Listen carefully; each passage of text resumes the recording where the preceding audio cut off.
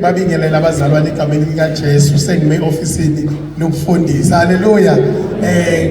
Umfundisi ubakucebe khulu kwa ngisebandleni evangelist.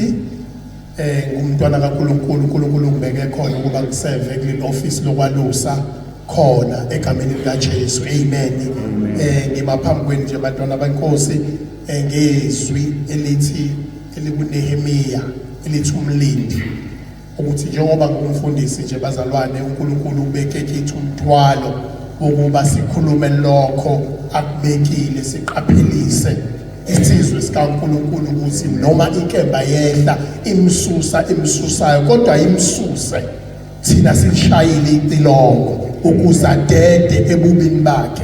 Mase ngalishanga lelo ucilongo kubuhlungu ukulanda ngizilandela amacala ami ngiphinde ngilandele umsebenzi engawenzanga ngeqiniso uNkulunkulu ayengijubele wona. Haleluya.